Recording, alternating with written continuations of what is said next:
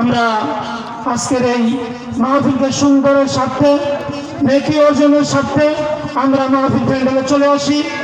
গুরুত্বপূর্ণ আলোচনা আমরা এক একজনের কাছ থেকে এক এক ধরনের বাণী আমরা শুনবো। আমরা যেন আমল করতে পারি, আজকের মাহফিল যেন কামিয়াব হয়, যাদের অত্যন্ত পরিশ্রমের মাধ্যমে আজকের এই সুফসলে যেন পরিণত হয়। আমি সবাইকে বিনীতভাবে আরজ করে আমি এখন মাওলানা মোহাম্মদ মমিনুল হক রিমেলকে আলোচনা করার জন্য বিনীতভাবে আরজ করছি। আসসালামু আলাইকুম ওয়া রাহমাতুল্লাহি ওয়া বারাকাতুহু।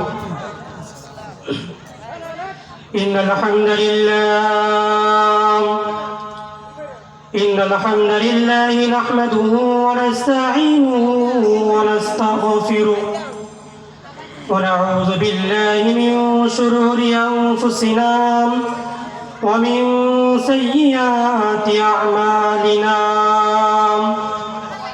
من يهدي الله فلا مضل له ومن يضلله فلا هادي له ونشهد أن لا إله إلا الله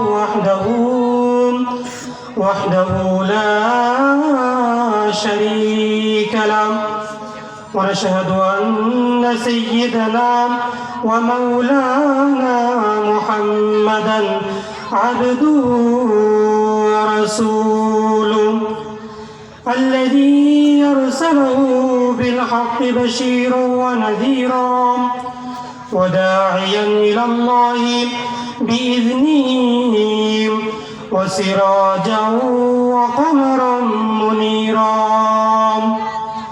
فقد قال الله تعالى في كلامه المجيد وفي فرقانه الحميد. أعوذ بالله من الشيطان الرجيم. بسم الله الرحمن الرحيم. والعصر إن الإنسان لفي خسر إلا الذين آمنوا وعملوا الصالحات وتواصوا بالحق وتواصوا بالصبر. وقال النبي صلى الله عليه وسلم آمنت بالله كما هو بأسمائه وصفاته. وقال النبي صلى الله عليه وسلم آمنت بالله وملائكته وكتبه ورسله واليوم الآخر والقدر خيره وشره من الله تعالى والبعث بعد الموت. بلغ العلا بكماله كشف الدجى بجماله حسنت جميع خصاله صلوا عليه وعليه. সকলে মুহাব্বতের সাথে দুরূদ ইব্রাহিম পড়ি। اللهم صل على محمد وعلى آل محمد كما صليت على إبراهيم وعلى آل إبراهيم إنك حميد مجيد. اللهم بارك على محمد وعلى آل محمد كما باركت على إبراهيم وعلى آل إبراهيم إنك حميد مجيد. الحمد لله. বরাবরাই ফকিরপাড়া ও অত্র এলাকার যুব সমাজ ও প্রবাসী ভাইদের উদ্যোগে আয়োজিত আজকের এই মহতী জলসায় উপস্থিত আমার শ্রদ্ধেয় উস্তাদ হযরতুল আল্লাম হযরত মাওলানা আলহাজ হাফেজ মাওলানা রুহুল আমিন সাহেব দামাত বরকাতুহুম। আল্লাহ তাআলা ওনার হায়াতের মধ্যে বরকত দান করুন, সকলে বলি আমিন। আজকের মাহফিলে উপস্থিত সম্মানিত উলামায়ে কেরাম, পর্দার অন্তরালে সম্মানিত মা ও বোনেরা, আমার সামনে উপবিষ্ট দিন প্রিয় মুসলিম ভাইয়েরা, সবাইকে সালাম জানাচ্ছি। আসসালামু আলাইকুম রহমতুল্লাহি ওয়া বারাকাতুহু।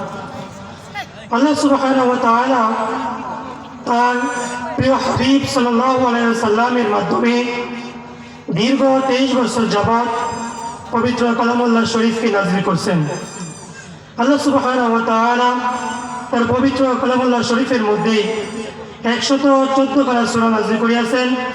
তার মধ্যে অত্যন্ত ছোট একটি সূরা সূরাতুল আসর আপনাদের সম্মুখে আমি তেলাওয়াত করেছি। আল্লাহ তাআলা যেন এই সূরার উপর অল্প কিছু কথা বলার তৌফিক দান করেন, সকলে বলি আমিন। সম্মানিত হাজরিন, আল্লাহ সুবহানাহু ওয়া তাআলা পবিত্র কালামুল্লাহ শরীফ দীর্ঘ 23 বছর যাবৎ নাজিল করছেন, কিন্তু সূরাতুল আসর কি এমন একটি সূরা, ইমাম শাফি রাহমাতুল্লাহি আলাইহি বলতেছেন যে পবিত্র কালামুল্লাহ শরীফের মধ্যে অন্য কোনো সূরা আয়াত অন্য কোনো কিছু যদি নাজিল না হইতো, যদি মানুষ সূরাতুল আসরের উপর আমল করত, এটা দিয়ে তার দিন বোঝা, দুনিয়া বোঝা, তার দুনিয়ার জিন্দেগি অতিবাহিত করা সহজ হয়ে যেত। আল্লাহ সুবহানাহু ওয়া তাআলা পবিত্র কালামুল্লাহ শরীফের মধ্যে বলেন, ওয়াল আসরি ইন্নাল ইনসানা লাফি খুসর। ওয়াল আসর, সময়ের কসম। দুনিয়ার জীবনের সময়টা সবচেয়ে বড় মূল্যবান সম্পদ। যার সময় চলে যায় সেই বুঝতে পারে সময় কি। এই যে আমরা যারা মুরব্বী আছি, আমাদের সময়টা এক সময় এরকম ছিল না। আমরাও কিন্তু এক সময় 18-20 বছরের যুবক ছিলাম, কিন্তু আমরা না চাইতেও আজকে আমরা বৃদ্ধ হয়ে গেছি। আমাদের চুল পেকে গেছে, আমাদের চুল সাদা হয়ে গেছে। এরকমভাবে আমরা চাইলেও শরীরের দ্বারা ইচ্ছাকৃতভাবে কাজ করতে পারি না। মানুষ জীবনে অনেক কিছুই চায় না, তার মাধ্যমে একটা হচ্ছে মানুষ বৃদ্ধ হতে চায় না, কিন্তু হয়তো বৃদ্ধ হয় না, কারণ সময়টা থাকে না। এই কারণে আল্লাহ তাআলা বলতেছেন ওয়াল আসর কসম। মুফাসসিরিনে কেরামের মতে এখানে আসর বলতে সালাতুল উসতা অর্থাৎ মধ্যবর্তী নামাজের কথা বলা হয়েছে। আল্লাহ রাসূল সাল্লাল্লাহু আলাইহি ওয়াসাল্লাম বলেন, আসরের নামাজটা হচ্ছে সালাতুল উসতা, মধ্যবর্তী সময়ের নামাজ। এই নামাজটা দুনিয়ার মানুষ অনেক খেলায় কাটিয়ে ফেলে। ফজর নামাজ আমরা পড়তে পারি, আমরা ঘুম থেকে জাগ্রত হওয়ার পরে ফজর পড়তে পারি, খাবার খাওয়ার আগে আসর পড়তে পারি, কিন্তু আসরের নামাজ এমন একটি সময় যখন আমরা অনেকেই খেলাধুলা করি, ব্যবসা বাণিজ্য নানান দিকে আমরা ছোটাছুটি করি, যার কারণে এই নামাজটা আমাদের কাছ থেকে ছুটে যায়। এই কারণে আল্লাহ সুবহানাহু ওয়া তাআলা এই নামাজের গুরুত্ব অত্যাধিক দিয়েছেন। এই নামাজের মাধ্যমে আল্লাহ সুবহানাহু ওয়া তাআলা তার পুরো উম্মতকে সূরাতুল আসরের মধ্যে বলতেছেন ওয়াল আসরি, সময়ের কসম, ইন্নাল ইনসানা লাফি খুসর। দুনিয়ার সমস্ত মানুষ ক্ষতিগ্রস্ত, ইল্লাল্লাযীনা আমানু, তবে 4 শ্রেণীর লোক ব্যতীত। আল্লাহ সুবহানাহু ওয়া তাআলা বলতেছেন যে দুনিয়ার সমস্ত মানুষ ক্ষতিগ্রস্ত, তবে কারা ব্যতীত? 4 শ্রেণীর লোক ব্যতীত। তো তারা কারা? ইল্লাল্লাযীনা আমানু ওয়া আমিলুস সালিহাত, যারা একমাত্র আল্লাহ তাআলার প্রতি ঈমান আনে। ঈমান কার প্রতি আনতে হবে? আল্লাহ তাআলার প্রতি। দুনিয়ার জমিনে আমাদেরকে কে সৃষ্টি করছে? আল্লাহ সুবহানাহু ওয়া তাআলা। তো ওনার প্রতি ঈমান আনতে হবে। আল্লাহ রাসূল সাল্লাল্লাহু আলাইহি ওয়াসাল্লাম বলেন, মানুষের ভিতর যদি 7টা বিষয়ের প্রতি ঈমান না থাকে, সে পরিপূর্ণ মুসলমান হইতে পারে না। সেটা বিষয় কি? আমানতু বিল্লাহ, সবার প্রথম আল্লাহ তাআলার প্রতি ঈমান আনা। আল্লাহ তাআলার প্রতি ঈমান আনতে হবে এরকম ভাবে, যদি আমাকে এরকম ভাবে দ্বিখণ্ডিত করা হয়, যদি আমাকে আগুনে প্রজ্বলিত করা হয়, যদি আমাকে এরকম ভাবে শুনে চলানো হয় না কেন, তবুও আমরা আল্লাহ তাআলার সাথে শিরিক করব না, অংশীদার করব না। আল্লাহ সুবহানাহু ওয়া তাআলা পবিত্র কালামে বলেন, ইন্নাশ শিরকা লাযুলমুন আযীম, নিশ্চয়ই দুনিয়ার জমিনে সবচাইতে বড় জুলুম, দুনিয়ার জমিনে সবচেয়ে বড় জুলুম হচ্ছে শিরিক। আর এই শিরিক যারা করবে তারা আমার সাথে সরাসরি এরকম ভাবে আমার সাথে সরাসরি তারা যুদ্ধ ঘোষণা করে। আল্লাহ সুবহানাহু ওয়া তাআলা আরো বলেন যে যেরকম ভাবে ঈমান আনতে হবে, যেরকম ঈমান আনার পর দুনিয়ার কারো কাছে মাথা নত করা যাবে না, ঈমান আনার পর দুনিয়ার কাউকে রব মানা যাবে না, ঈমান আনার পর দুনিয়ার কোনো ব্যক্তির কাছে মাথা নত করা যাবে না। যদি মাথা নত করতেই হয় একমাত্র আল্লাহ সুবহানাহু ওয়া তাআলা ওনার কাছেই মাথা নত করতে হবে। সম্মানিত হাজরিন, আপনারা দেখে থাকবেন দুনিয়ার জমিনে সমস্ত মাখলুকাত মাথা ঝুঁকায় খাবার খায়, যেমন গরু, ছাগল, হাঁস, মুরগি, পাখি ইত্যাদি সব মাথা ঝুঁকায় খায়। একমাত্র আশরাফুল মাখলুকাত আল্লাহ রাসূলের শ্রেষ্ঠ উম্মত মানুষ আমরা যারা, আমরাই শুধু মাথা উঁচায় খাবার খাই। কি জন্য?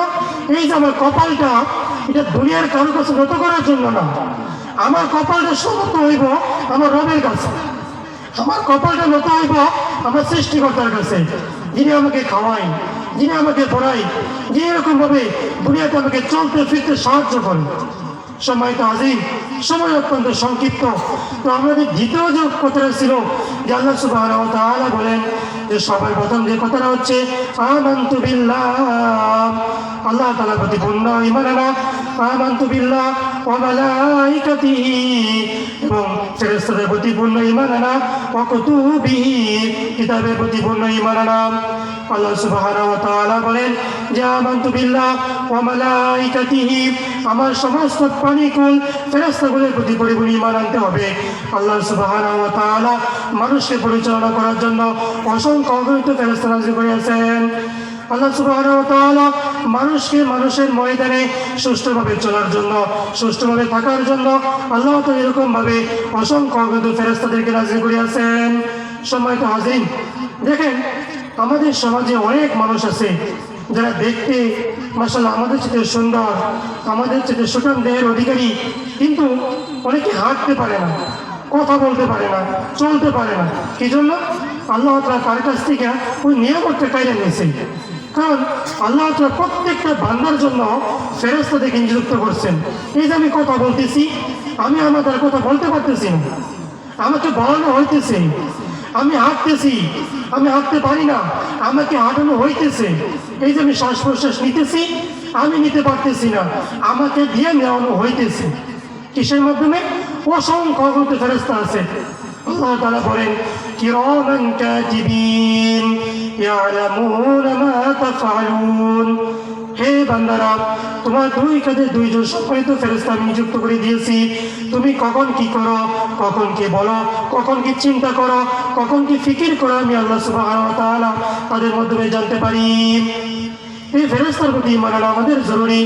ওয়া মালাইকাতিহি ওয়া কুতুবিহি, এবং কিতাব আল্লাহ রাসূল সাল্লাল্লাহু আলাইহি ওয়াসাল্লামের উপর দীর্ঘ 23 বছর যাবত এই কালামুল্লাহ শরীফ নাযিল হয়েছে, সেই কিতাবের প্রতি পরিপূর্ণ ঈমান আনতে হবে।